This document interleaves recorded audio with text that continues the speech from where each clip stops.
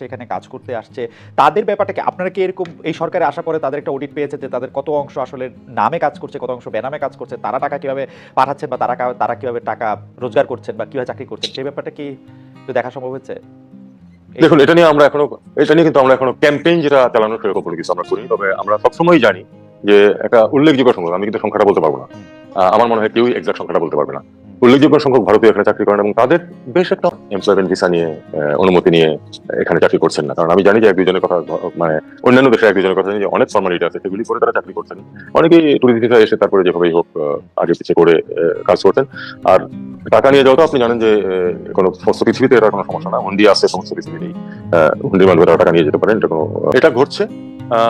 তবে আমরা অবশ্যই নীতিগতভাবে আমরা চাই যে ঠিক আছে, যেখানে আমাদের তাদের জন্য কর্মসংস্থানের সুযোগ আছে এবং আমাদের মার্কেটে যদি ডিমান্ড থেকে থাকে ওয়ার্ক মার্কেটে, জব মার্কেটে, তাহলে সেটা যদি তারা আসেন, সেটা new permit, proper work permit নিয়ে আসতে হবে। এটা নিয়ে এখনো কোনো ক্যাম্পেইন কিন্তু আমরা শুরু করিনি, তবে এ ধরনের একটা কথা প্রচলিত আছে। আপনারা কি এখনো পরীক্ষা করে মানে দেখছেন না বা এটা নিয়ে আসলে কোনো মানে আপনি যেটাকে ক্যাম্পেইন বলতেছেন এটা কোনো একটা টেস্ট আমার দেখতেছে যে ভারতীয় কতজন এখানে কাজ করছেন বা কেন কাজ করছেন বা তারা বাড়তি সুবিধা নেওয়ার জন্য? কারণ কেউ কেউ বলেছেন যে গত সরকারের সময় ভারতীয় লোকজনকে অবাধেই কাজ করার সুযোগ দেওয়া হয়েছে, কেউ কেউ বলেছে যে ভারতীয় লোকজন থাকলে তাদের বিভিন্ন জায়গায় অনুমতি পেতে সুবিধা হয়েছে। আপনাদের প্রায়োরিটিতে কি যারা এখানে চাকরি করছেন তারা, মানে ভারতীয় যারা চাকরি করছেন তাদের ওয়ার্ক পারমিট পরীক্ষা করা, পাওয়া, কত টাকা তারা এখানে খরচ করছেন, সেগুলি কি মানে এই মুহূর্তে এ সম্বন্ধে সঠিক এবং খুব বিস্তারিত তথ্য আমার কাছে নেই। তবে আমি নীতিগতভাবে বলতে পারি যে যারা কাজ করছেন তারা যদি ওয়ার্ক পারমিট নিয়ে কাজ করে থাকেন তাহলে সেটা তো অবশ্যই তারা লিগালি করছেন। যদি ওয়ার্ক পারমিট ছাড়া করে থাকেন তাহলে যে কোনো সময় তো তাদের বিরুদ্ধে মানে তাদের এমপ্লয়মেন্টের বিরুদ্ধে ব্যবস্থা নেওয়া যায়। এটা ভারতের আইনেও আছে, আমাদের আইনেও আছে।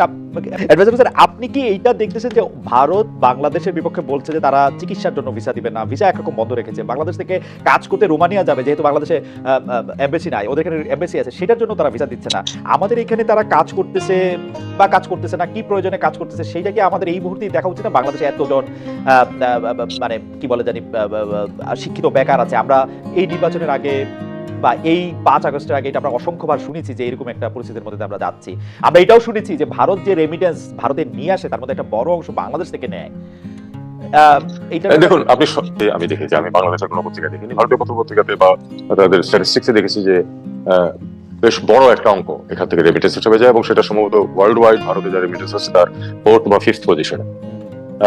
তার মানে এটা তো অফিসিয়ালি হতে যাচ্ছে, কারণ আনঅফিসিয়ালি ফিগারটা ওখানে আসে না, আমি জানি না। আপনারা সরকার আসার পরে এটা পরীক্ষা করে দেখবেন না বা দেখার পরিকল্পনা? এটা যারা দেখার কথা তারা নিশ্চয়ই দেখছেন, তাদের আরো অনেক কাজ আছে, সেগুলিও তারা করছেন। পাশাপাশি আপনি জানেন যে অর্থনীতির অবস্থা অত্যন্ত নাজুক অবস্থায় আছে এবং সেটা সামাল দেওয়ার জন্য আমরা অত্যন্ত যোগ্য দুজন মানুষকে পেয়েছি, বাংলাদেশ ব্যাংকের গভর্নর এবং আপনার ফাইন্যান্স অ্যাডভাইজার। তারা এগুলি সবই সামাল দেওয়ার চেষ্টা করছেন। আমি আমার তরফ থেকে এটা নিয়ে কোনো কথা বলি না, কারণ প্রত্যেকেরই তো প্রায়োরিটিজ আছে। এখন যে ব্যাপারটা, এটা প্রায়োরিটিতে উপরের দিকে থাকা উচিত কিনা? একদিকে আমাদের বেকার সমস্যা আছে, অন্যদিকে আমাদের রেমিটেন্স যদি অকারণে শুধুমাত্র আরেকটা সরকার কারেকটা দলকে তুষ্ট করার জন্য যদি কিছু ভারতীয় এখানে চাকরি করতে থাকতো, তাদের মধ্যে যদি কেউ বেনামে কাজ করতো, তাদের মধ্যে কেউ যদি এখান থেকে মূল্যবান আমাদের আপনি এটা নিয়ে সবচেয়ে বেশি সোচ্চার। আপনি সবসময় বলেছেন যে আমাদের মধ্যপ্রাচ্যের লোকজন এত কষ্ট করে এখানে টাকা পাঠায়, আমরা যেন তেন ভাবে সেই টাকাটা তো একটা করতে পারি না।